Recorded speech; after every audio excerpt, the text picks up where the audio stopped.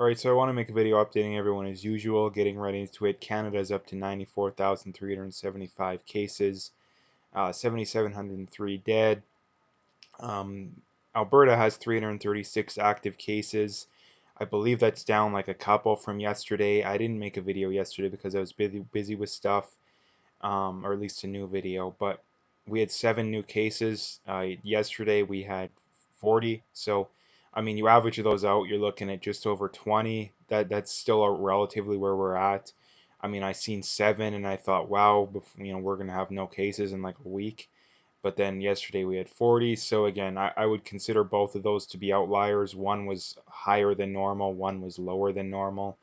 You average them out, we're still pretty much in right back where we were. We're having about 20 new cases a day. We're having about 40, 50 people a day recover, although both of those numbers will continue to shrink.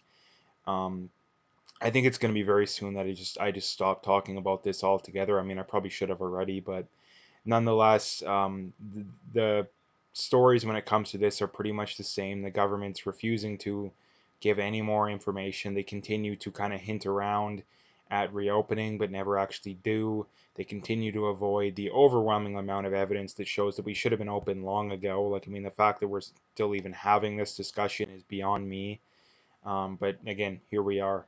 Um, so anyway, I just wanted to get into some other stuff first, or the like I guess the last thing to point out is that um, the Alberta government, like I say, continues to hint around about, oh, phase 2 is scheduled for June 19th, and we're less than what 10 days away from 11 days, 12 days out from that, and yet they've hinted around of being like, oh, we're gonna reopen sooner. We're ahead of schedule, even though like we're so far ahead of schedule, it's not even funny.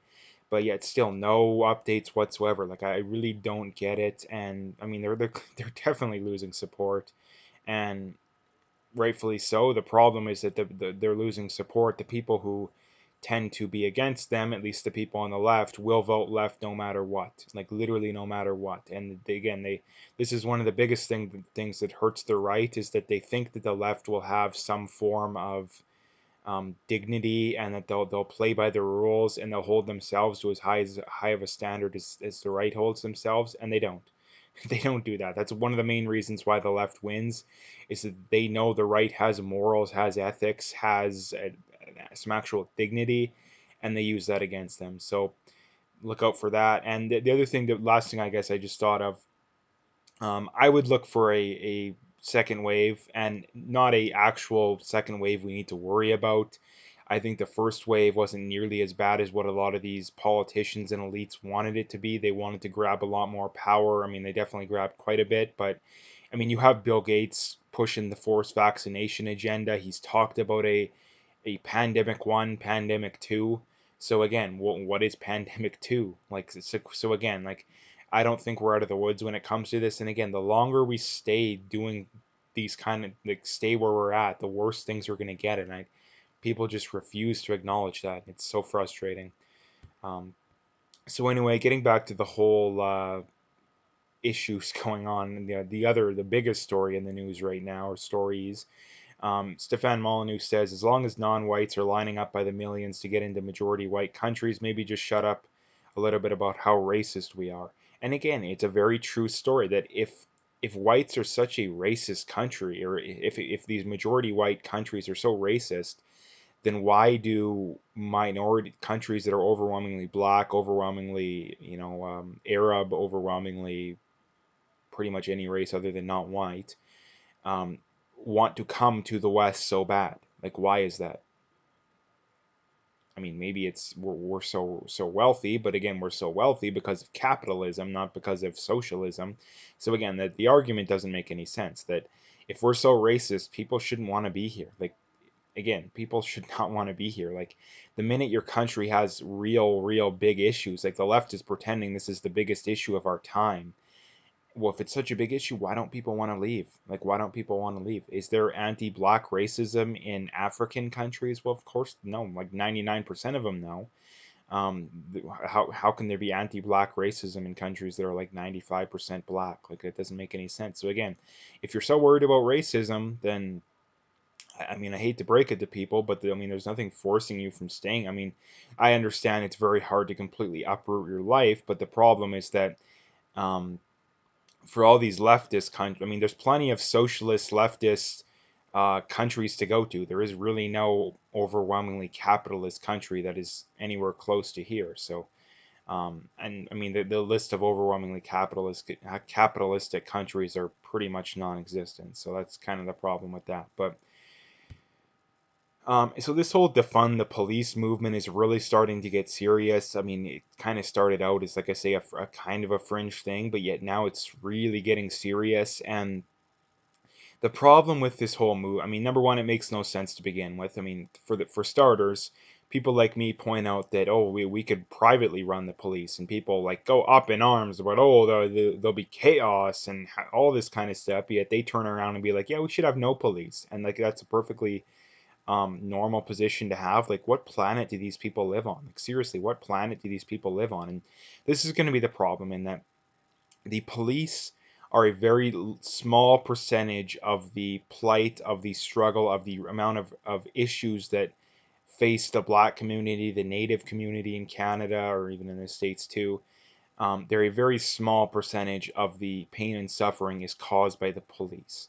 And the real reasons are, single motherhood, not graduating high school, having kids out of wedlock, all this kind of stuff. And you can't make the racism argument, because when you look at blacks that graduate high school, wait till they get married to have kids and stay married, get and keep a job, the chances of their kids growing up in poverty go down I think it's about 80%. So, and again, if you want to make the racism argument, then racism should affect blacks who are married, who have jobs, who graduated high school. It should affect them just as much as it affects the people who didn't do all that stuff. But because we know that the differences between the two are so great, we can say beyond a shadow of a doubt that one of the biggest things, and I would say a much bigger pressing issue facing the black community, is rampant single motherhood, is not graduating from high school, is having kids out of wedlock, all this kind of stuff. Um, it's not due to racism. And again, if it was, then you would see blacks that graduate from high school, that wait to have kids till they're married, stay married, get and keep a job. You would see racism affecting those people just as much. And that's not the case. And again, doing all of those things is not hard. It is not hard to not have kids outside of a stable relationship. It is not hard to graduate from high school, even if you don't have good marks. It is not hard. Um, all those kind of things. Is it hard to get a PhD? Yeah. Is it hard to, be the best parent of all time? Yeah. But it is not hard to do those basic things. And if you're saying that it is hard, then what you're saying is you have incredibly low expectations. I would say racist expectations of blacks, because it's not hard to do that.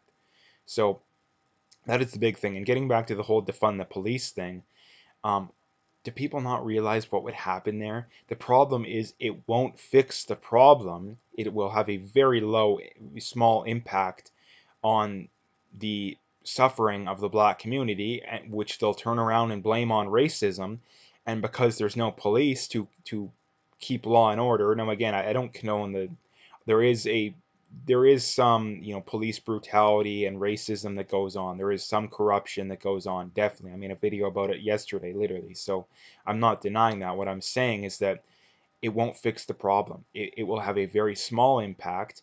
And the problem being is that because we refuse to make blacks and all these people take a look in the mirror and admit that most of the problems they're facing is because of poor decisions they've made and poor decisions their parents have made, things are never going to change. And the problem is that they'll defund the police, their problems won't go away. There'll be no police. They'll start rioting, and before we know it, we'll have lynching, and we'll have literal third world levels of chaos going on. And well, because America and even Canada, again, people think that Canada is not well armed. They are well armed, at least not compared to the States, but compared to the average country, yeah.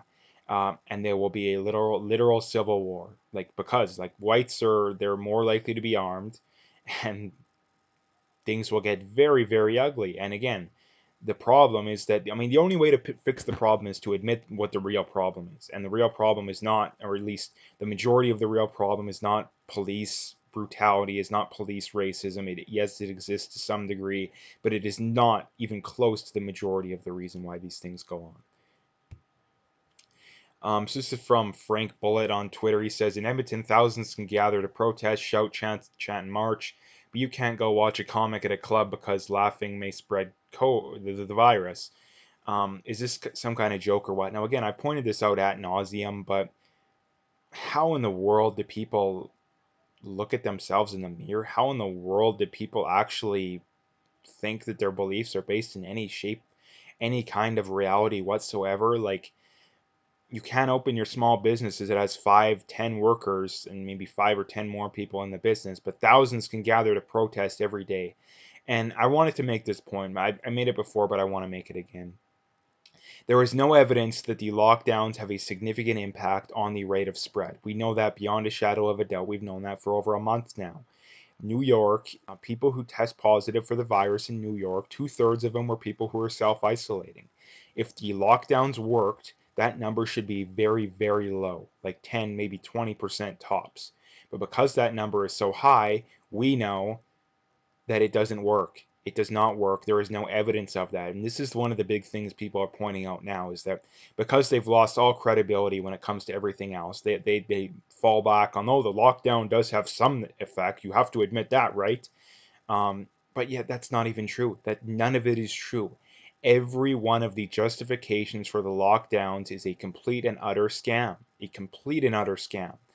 Um, these protests have been going on for like I think 10, 11 days now, and yet there's still no outbreak. If there's not a massive outbreak within a couple days, like I say, we'll know beyond a shadow of a doubt that it is a complete and utter fraud. Complete and utter fraud. Now, the problem being is that a lot of people will probably be more likely to go get tested coming out of this, so we probably will see a small spike, but unless the spike is very big, and again, the one thing to point out is that the people who are pro lockdown point out that if we reopen, there's going to be massive spread. They don't say a little bit of spread, they say massive spread. So it's only fair to say, unless there's a massive spread, we know that it's a complete scam.